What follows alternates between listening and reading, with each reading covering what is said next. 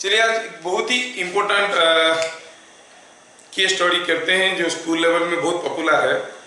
वैसे उतना ज़्यादा उसमें इम्पोर्टेंस है नहीं, लेकिन स्कूल लेवल में आता है बोल के उसको देखना पड़ता है। Let us I call it pushing and pulling numericals on friction. Supposing हम कहेंगे कि here is a block and this block is of mass m.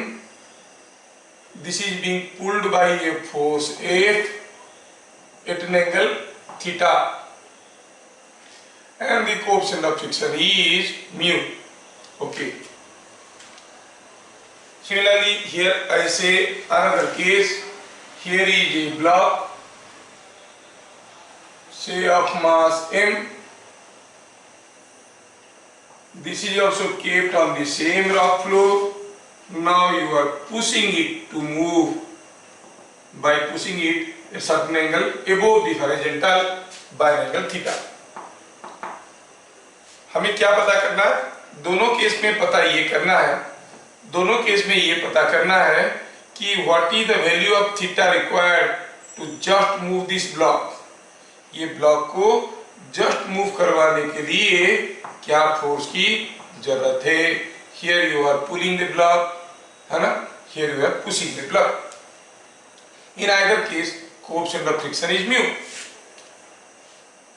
So to find what?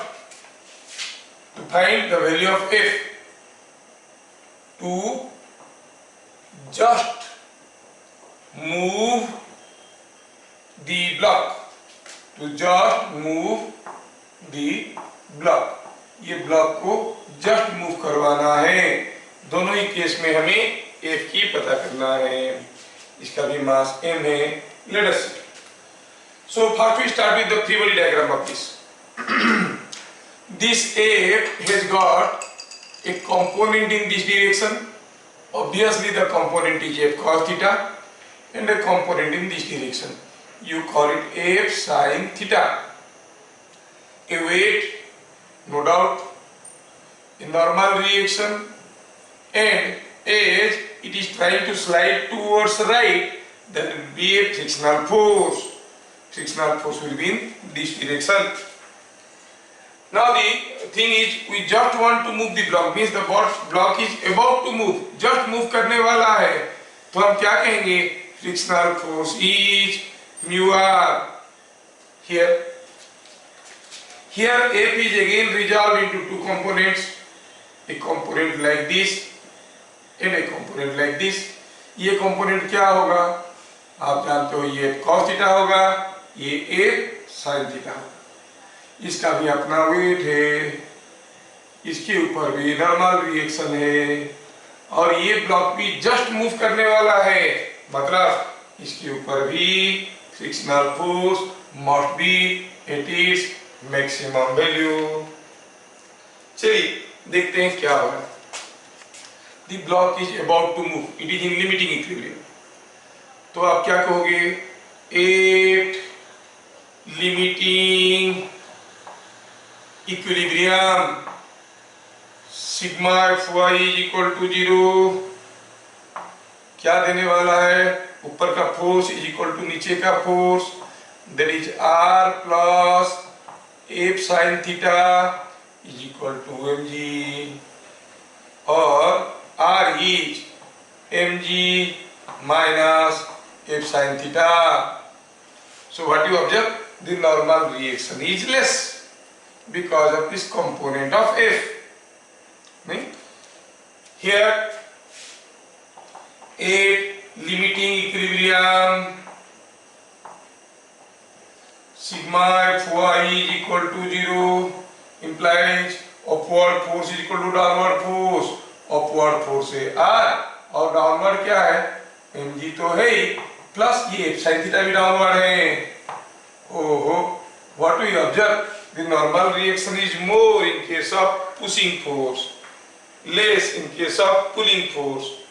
अब नॉर्मल रिएक्शन ज्यादा होगा तो फ्रिक्शन ज्यादा होगा, तो कौन सा केस में इसको मूव करवाना ज्यादा डिफिकल्ट होगा? फर्स्ट केस में कि सेकंड केस में? Obviously in the second case. Okay, चलो देखते हैं। Now you are at limiting equilibrium, body is about to move, लेकिन मूव नहीं किया, सिग्मा एफ एक्स 0 है, तो this must be equal to this, तो आप कहोगे F cos theta must be equal to mu R. चलिए वैल्यू डालते हैं, F cos theta is equal to mu R की वैल्यू डाल दो, m g minus mu F sine theta, और थोड़ा इसको इधर ले आओ, फिर एफ का वैल्यू निकाल, keep all F terms one side, ये आ गया कितना हो गया F cos theta plus mu F sine theta. तो एफ का वैल्यू क्या हो जाएगा, it will be mu m g by cos theta plus mu sine theta. So the value of f required to just move the block is mu mg by cos theta plus mu sin theta. Here sigma fx is equal to 0 क्या देने वाला है, sigma fx is equal to 0 मतलब इधर का force must be equal to इधर का force, same f cos theta is equal to mu r, जबकि r का वैल्यू आपको मालूम है। अब इसको डाला जाए क्या मिलेगा, F cos theta is equal to mu m g plus mu F sine theta. Again ये एफ वाला टर्म को इधर ले जाइए, एफ को एक तरफ रखिए, बाकी सबको दूसरी तरफ ले जाइए, क्या मिलेगा, ये आ गया तो हो गया माइनस म्यू साइन थीटा ना, तो ये हो जाएगा cos theta minus mu sine theta. ये हमें कुछ समझ में आया, ऐसा करके हुआ, ये हो गया हमारा पुलिंग फोर्स, ये हो गया हमारा पुशिंग फोर्स। दोनों केस में हमें पता चल चुका है फोर्स, और देखने से ही पता चल रहा है कि इसका डिनोमिनेटर ज्यादा है तो ये फोर्स कम है, इसका डिनोमिनेटर कम है क्योंकि माइनस साइन है ना, तो ये फोर्स ज्यादा है। तो इसको लेके अभी हम लोग काफी ज्यादा नई चीजें भी उसके ऊपर जो फैक्ट्स आ रहा है उसको लिखेंगे, ठीक है। दोनों ही केस में हम लोग किए और देख लिए, इस केस में और इस केस में डिफरेंस क्या था, you are pushing this block, here you are pulling. आप पुलिंग करो तो दोनों ही केस में न्यूमरेटर बराबर था, इसमें डिनोमिनेटर ज्यादा है, मतलब दिस फोर्स इज स्मॉलर, इसमें डिनोमिनेटर छोटा है, दिस फोर्स इज लार्जर। ऐसा क्यों हुआ, मतलब पुल करके मूव करवाने के लिए छोटा फोर्स चाहिए, पुश करके मूव करवाने के लिए बड़ा फोर्स चाहिए। आप कर सकते हो घर में ये एक्सपेरिमेंट, घर में एक टेबल रखा है, टेबल को पुश करके मूव करवाने की कोशिश करो, it will be damn difficult on your part, pull करने की कोशिश करो, आसानी से पुल कर लोगे।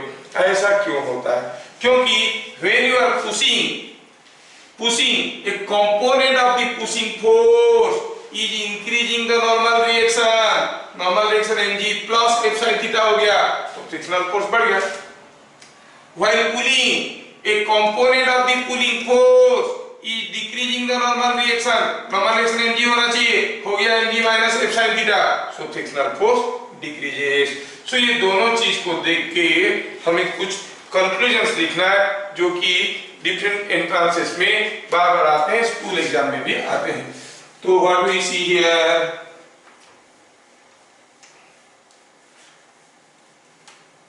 क्या देखिए, थोड़ा कंक्लूजन को लिखेंगे हम लोग यहाँ पे।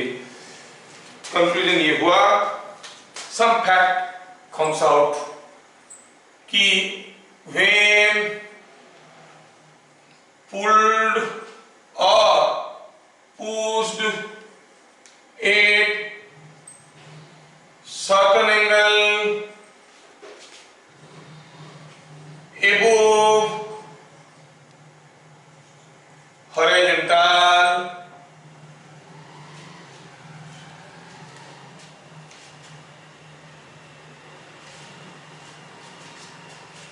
when pulled or pushed at certain angle above horizontal,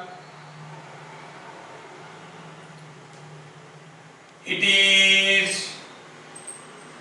easier to pull than to push।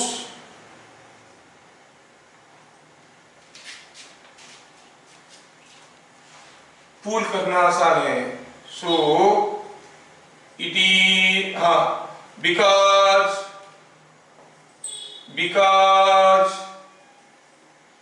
while pulling, while pushing, the vertical component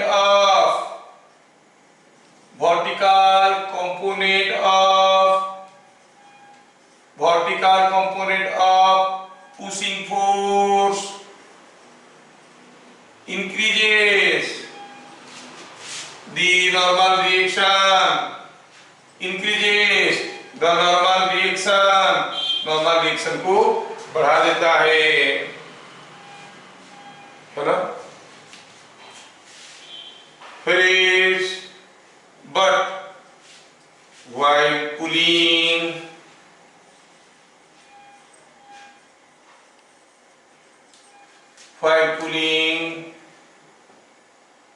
the vertical component, school में डिटेल्स में आता है तो लिखना पड़ता है, component of pulling force decreases, the normal reaction decreases, the normal reaction. Hence, while pushing,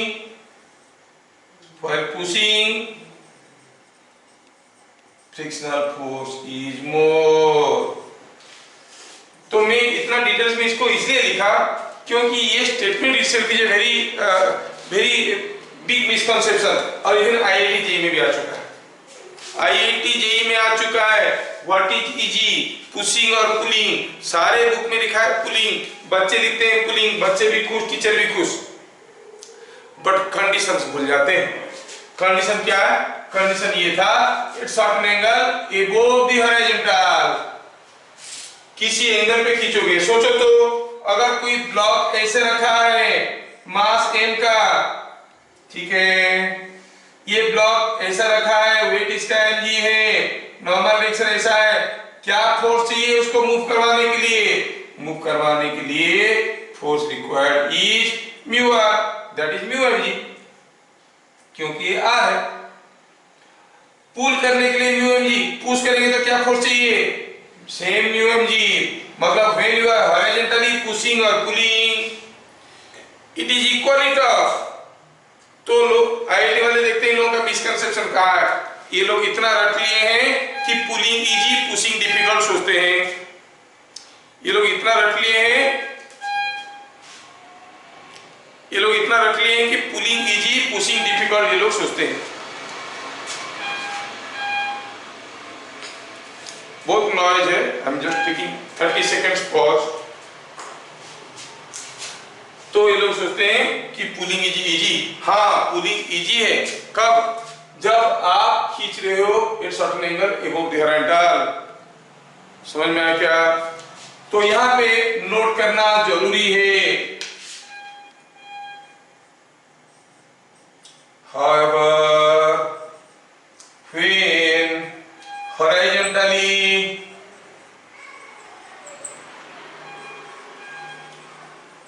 pushed or pulled,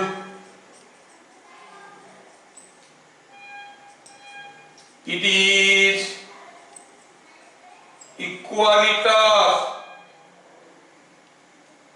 It is equally tough. तो कोई अगर पूछेगा पुशिंग इजी इजी और पुलिंग इजी इजी, स्कूल वालों का पहला आंसर आएगा पुलिंग इजी इजी। लेकिन आप तो समझ गए हो ये सही नहीं है। हाँ पुलिंग इजी होगा आपका when you are pulling at certain angle above the horizontal और pushing at certain angle below above horizontal, तब पुलिंग इजी है। हॉरिजॉन्टली पुश और पुल कर रहे हैं तो both are equally tough। Point number 3 में जाएंगे, फैक्ट का point number 3।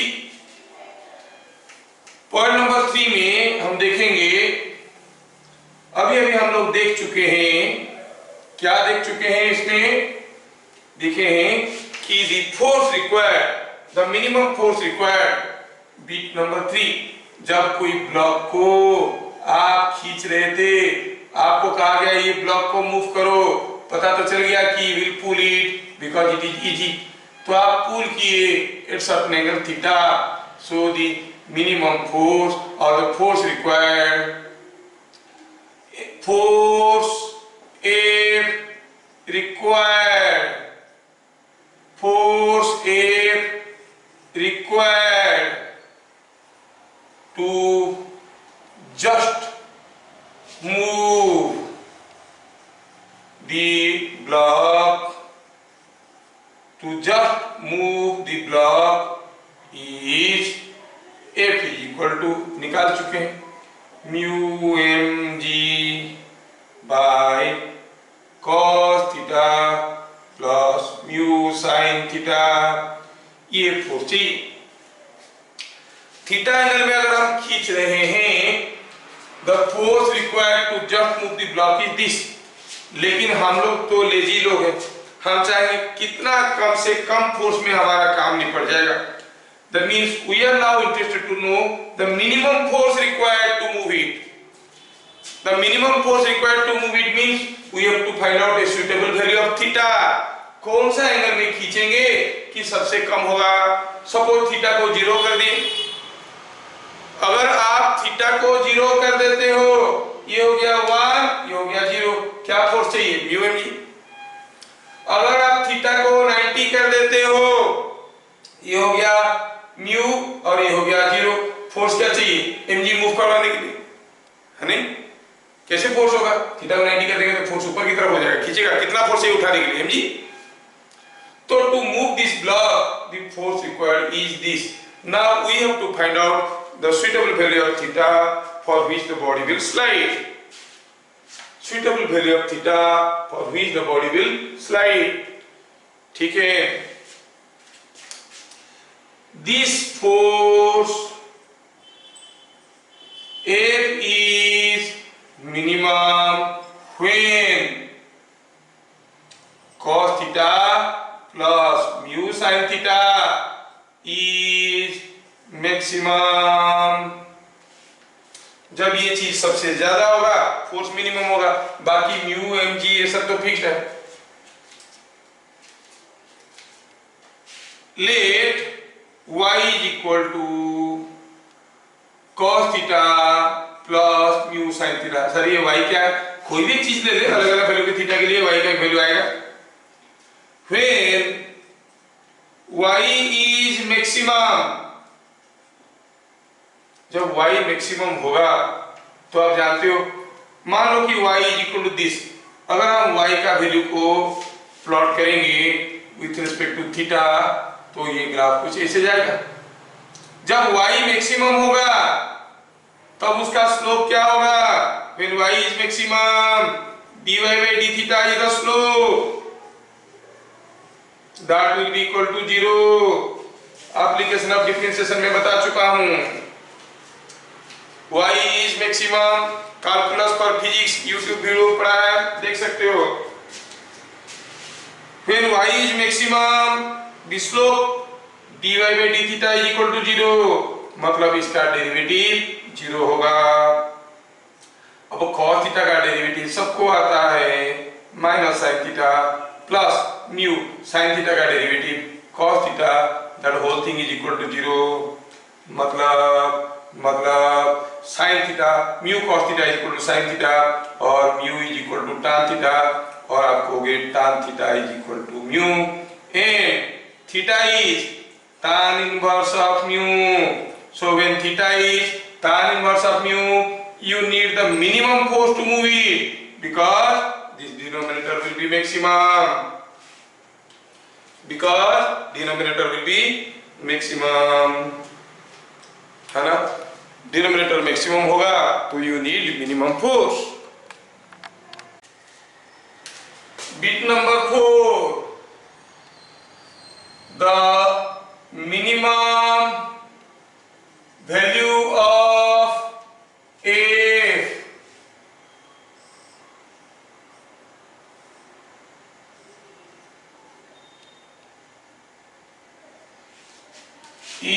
required, minimum value of f is required when theta is tan inverse of mu. Theta अगर tan inverse of mu होगा, मिनिमम वैल्यू ऑफ थीटा की, minimum value of f की जरूरत है। थोड़ा देखो तो, ये म्यू है, ये 1 है, tan थीटा इज म्यू, ये हो गया म्यू स्क्वायर प्लस 1 का रूट ओवर ये theta. Now tan theta is mu implies sin theta क्या होगा, sin theta is p by h, mu by this, mu by 1 plus mu square का root over. cos theta क्या होगा, cos theta is 1 by root over of 1 plus mu square. तो फिर minimum force required, formula हमारे पास था, value डालो, mu m g by cos theta plus mu sine theta, सबका value डाला जाए, mu m g by 1 by root over of 1 plus mu square plus mu into sine theta is mu by 1 plus mu square.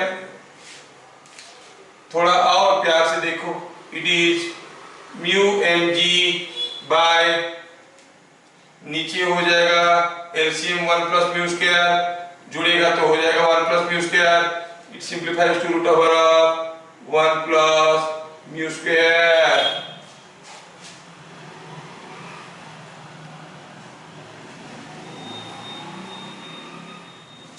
ठीक है, is mu m g by root over of 1 plus mu square.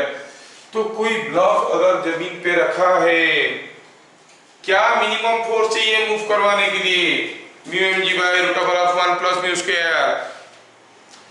ठीक है, ये force किधर खींचना पड़ेगा at an angle tan inverse of mu. The minimum force required to move it is this. क्या सबको समझ में आया? Yes sir, yes sir, yes sir. In figure shown,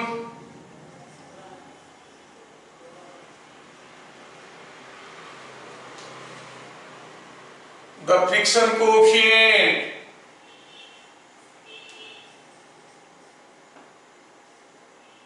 on table is mu. The chain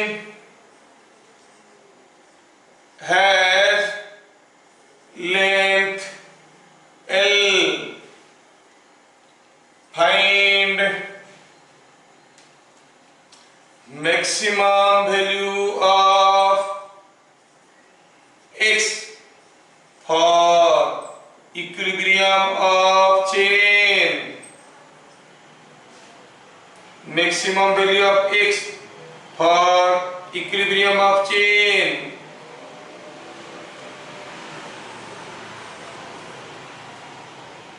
एक chain है जिसका length L है, table के ऊपर रखा हुआ है, उसका कुछ हिस्सा झूल रहा है, तो ज्यादा हिस्सा झूला के रखोगे फिसल जाएगा। पूछा है बताओ the maximum value of x for equilibrium. मतलब ये अगर x हुआ तो ऑब्वियसली ये L माइनस x होगा, क्योंकि टोटल लेंथ तो L है। सॉल्यूशन आपको बनाना है, सॉल्यूशन आपको बनाना है। Minimum value, maximum value of x for maximum x, the chain is about to slide, that is it is in limiting equilibrium. Limiting equilibrium का मतलब हुआ applied force is equal to limiting frictional force.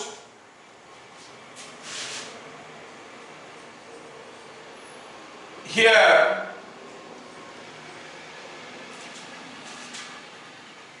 applied force, the force parallel to the surface of contact। क्या force है? ये खींच रहा है इसलिए तो it is weight of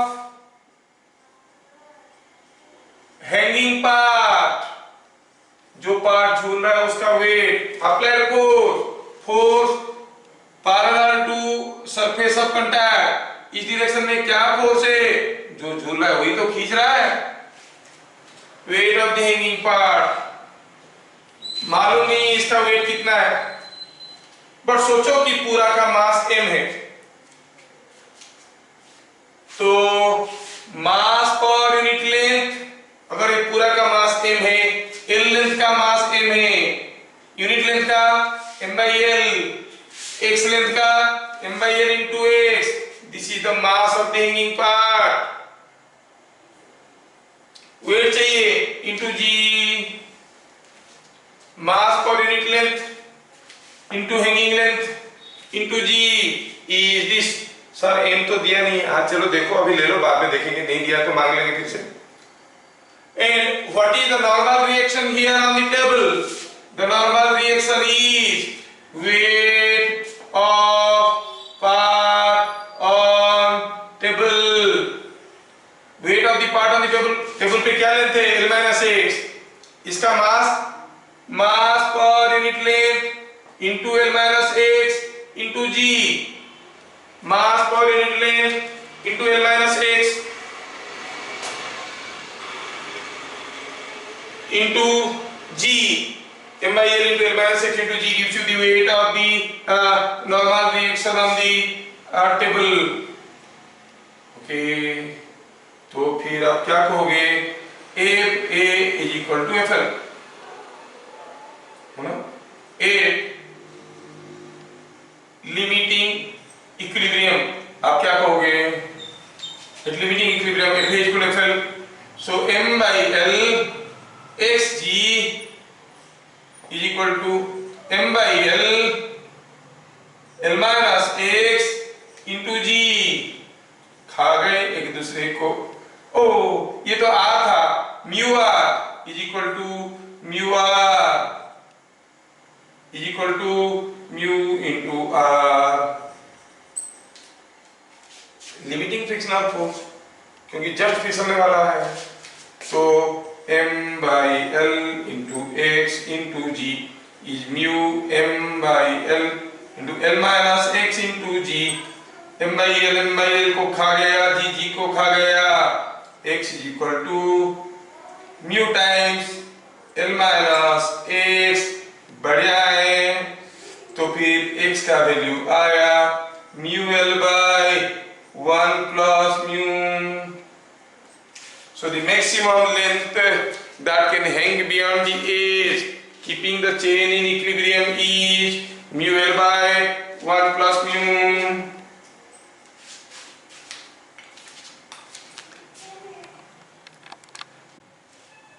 कोई हीरो या हीरोइन है, उसको भूत दौड़ा रहा है या फिर शेर दौड़ा रहा है या कुत्ता दौड़ा रहा है, डर के मारे वो भाग रहा है, मैक्सिमम जोर से भागने की कोशिश कर रहा है, बार बार गिर जाता है, बार बार उठता है, ये सब चीज हम फिल्म में देखते हैं। बस हमें एक चीज समझ में नहीं आता था जब हम बच्चे थे, जब जैसे तुम लोग भी अभी बच्चे हो, तो ये भागने वाला हीरो या हीरोइन गिरता क्यों है? कोई शेर आएगा तो भागेगा, गिरेगा क्यों? क्योंकि जब भी हम भागते हैं गिरेंगे, कोई जरूरी नहीं है, लेकिन हर मूवी में देखोगे भागता हुआ हीरो हीरोइन बार बार गिर रहा है। डायरेक्टर के पास कुछ दिमाग है। आज हम लोग सोचेंगे भागते हुए लोग गिरते क्यों है,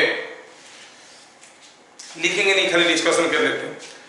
चलो पहले देखते हैं कि what is that external force which helps me to move.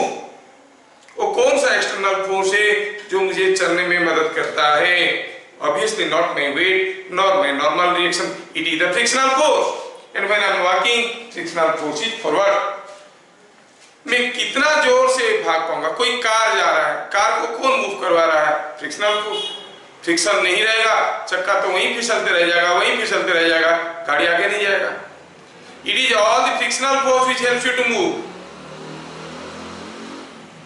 अगर आप रेस में दौड़ना चाहोगे, आपका जूता का निचला हिस्सा सोल जो है वो रफ होना चाहिए कि स्मूथ होना चाहिए? रफ होना चाहिए। जितना रफ होगा उतना जोर से भागोगे। रेसिंग कार जो होता है उसका टायर रफ होना चाहिए कि स्मूथ होना चाहिए? रफ होना चाहिए। स्मूथ होगा तो वहीं फिसलता रह जाएगा। Friction is a necessary evil. Friction नहीं होता तो काफी कुछ चीजें हमारे लटक जाते हैं। फ्रिक्शन है इसलिए कुछ मदद मिल रहा है, कुछ मुश्किलें भी आ रही है ना।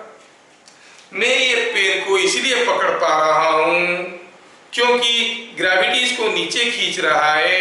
मैं दोनों उंगली से इसके ऊपर नॉर्मल रिएक्शन दे रहा हूं और फ्रिक्शनल फोर्स डेवलप कर रहा हूं। That frictional force is counter balancing the weight of this pen. मैं पेन को पकड़ पा रहा हूं, नहीं तो पेन तो पकड़ ही नहीं पाऊंगा। पढ़ाने की बात दूर है, भूखा मर जाऊंगा, है ना। तो आप कहोगे कि बहुत काम में फ्रिक्शन हमारा मदद करता है। It is a necessary evil. ऐसा एक दुश्मन है, बड़ा प्यारा है, प्यारा दुश्मन है। हाँ, तो बात था हमारा हीरो हीरोइन क्यों गिरते हैं। तो हमारे ऊपर जो फोर्स आ रहा है जो हमें चलने में मदद करता है वो क्या है? हमारा फ्रिक्शनल फोर्स। हमारा फ्रिक्शनल फोर्स हमें मदद करता है। फ्रिक्शन अगर कम होगा तो हम ज्यादा जोर से भाग नहीं पाएंगे। तो मैं कितना मैक्सिमम जोर से भाग सकता हूं? With what maximum acceleration I can run? That all depends upon what maximum frictional force I can avail at my feet. यहाँ पर तो एक पाँव उठा दिया तो normal reaction will be my weight and maximum frictional force will be mu r. So मैं कितना maximum acceleration में जा सकता हूँ? The maximum acceleration I can have is external force mu r by m. इससे ज्यादा एक्सीलरेशन में मैं दौड़ नहीं सकता। A car cannot move with an acceleration more than this. तो इसलिए क्या करते हैं? उसका टायर को रफ कर देते हैं, म्यू को बहुत ज्यादा कर देते हैं, तो उससे ज्यादा भी जाता है ना। तो हम इतना मैक्सिमम एक्सीलरेशन से जा सकते हैं। मतलब जब हम आगे भाग रहे हैं, हमारा पांव के ऊपर जो फोर्स आ रहा है, ये जो अप्लाइड फोर्स है, उसी के चलते तो फ्रिक्शनल फोर्स डेवलप हो रहा है। किधर की तरफ? आगे की तरफ। वो जो फ्रिक्शनल फोर्स आगे की तरफ डेवलप हो रहा है वो कितना है? वो कितना है? ये है mu m ji.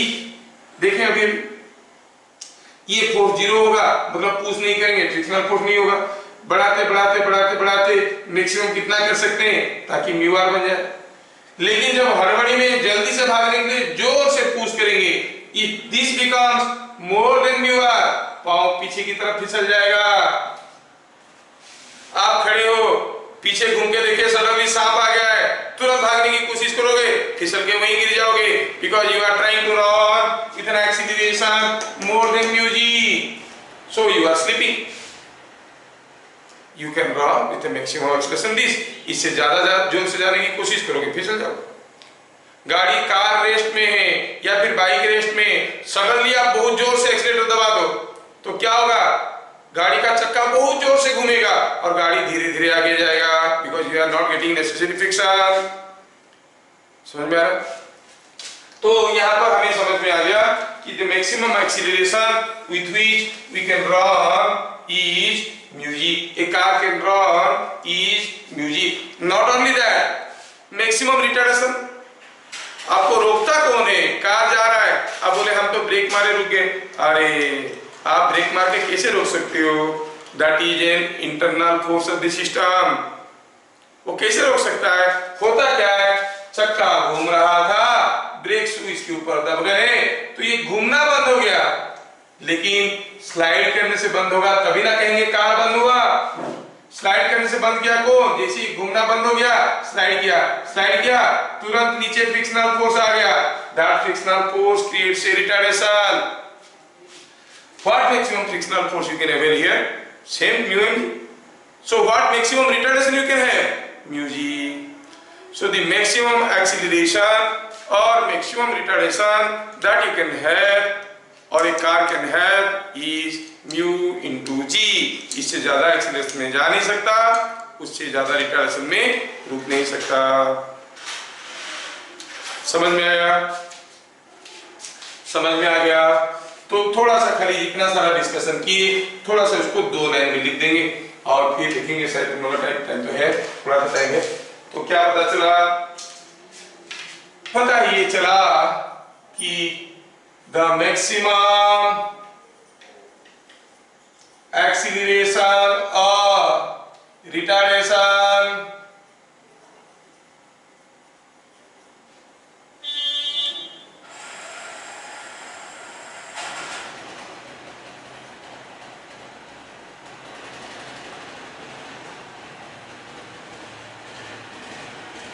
the maximum acceleration or retardation with which a car can move is mu into g. The maximum acceleration or retardation with which a car can move is mu g. क्यों? क्योंकि हम देख चुके हैं मारने वाला है भगवान, बचाने वाला है भगवान। मतलब चलाने वाला है फ्रिक्शन, रोकने वाला है फ्रिक्शन। इंजन सोचता है मैं चला रहा हूँ, ड्राइवर सोचता है मैं चला रहा हूँ, ये लोग नहीं चलाने वाले। चलाने वाला है भगवान, रोकने वाला भी है भगवान। इंजन सोचता है कि मैं चला रहा हूँ, ड्राइवर सोचता है कि मैं चला रहा हूँ, लेकिन चला रहा है कौन? Frictional force. सो जितना फ्रिक्शनल फोर्स होगा उसी हिसाब से हो जाएगा। ठीक है? मैक्सिमम फ्रिक्शनल फोर्स जितना जब होगा, मैक्सिमम एक्सीलरेशन तब होगा। मैक्सिमम एक्सीलरेशन क्या होगा? Maximum frictional force by mass. आप कहोगे सर फ्रिक्शनल फोर्स को तो बढ़ा सकते हैं, कैसे? मास को बढ़ा देंगे, बहुत वजन हो जाएगा, बहुत ज्यादा फ्रिक्शनल फोर्स होगा तो बहुत जोर से जाएगा। अरे बहुत ज्यादा मास हो जाएगा तो फिर एक्सीलरेशन निकालते वक्त मास डिवाइड करोगे कि नहीं करोगे? मास डिवाइड करोगे तो एक्सीलरेशन क्या रह गया? Mu G. मास चाहे कुछ भी हो, फर्क नहीं पड़ता है, फर्क नहीं पड़ता है। द मैक्सिमम एक्सीलरेशन और retardation with which a car can move is mu g. ठीक है? ध्यान रख लेना इसको लेके हम लोग काफी न्यूमेरिकल करेंगे और अगले क्लास करेंगे, क्योंकि अभी तुम लोगों का ट्यूशन है। ठीक है?